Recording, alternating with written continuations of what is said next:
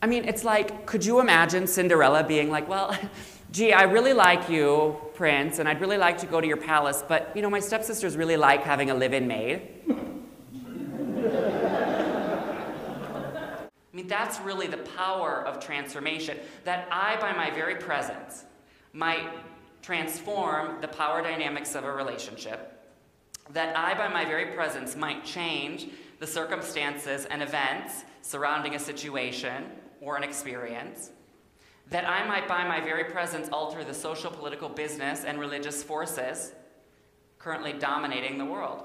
It's like most of us are so good at judging people because we've spent a lifetime using ourselves as test subjects. And as I was thinking about what I wanted to talk about, I kept going back to the story of Alice in Wonderland, and I kept thinking about the scene where Alice first meets the caterpillar, and the caterpillar says to Alice in this sort of deep, booming voice, "Who are you?"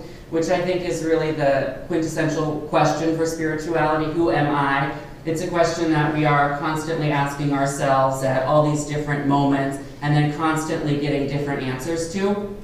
And Alice responds to the caterpillar by saying, "I hardly know, sir. I could tell you who I was when I got out of bed this morning, but surely I must have changed several times since then."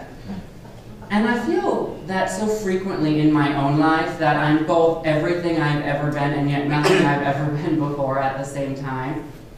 So it's with this idea of paradox and mystery, this idea of magic and caterpillars, that I sort of invite you to jump down the rabbit hole with me tonight. And intuition is a way in which you can get more knowledge in your life. So it is a way in which you can become more empowered. So we need intuition to serve as an arbitrator of truth.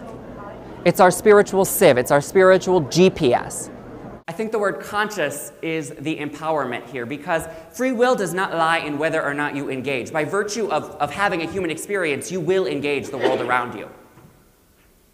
But whether you are active in that engagement, whether you infuse your thoughts, your actions, your consciousness with intention, that is where free will lies. And when you are willing to infuse your actions, your thoughts, that which you hold in your own heart with intention, you will find that you experience more joy. You will find that you have more contentment. And I think our thoughts about ourselves have so much to do with how we treat other people. I don't know anybody that is mean to people that feels great about themselves. And then you start to live as if your desire has already arrived, because spiritually it has. And then people say, well, I can't say something's arrived, I can't see it yet. As if we have like perfect vision in every situation in our life. But people say, well, I can't say I love my job and I bless my job and I'm in the perfect job when I hate my job and I want to kill my coworkers slowly.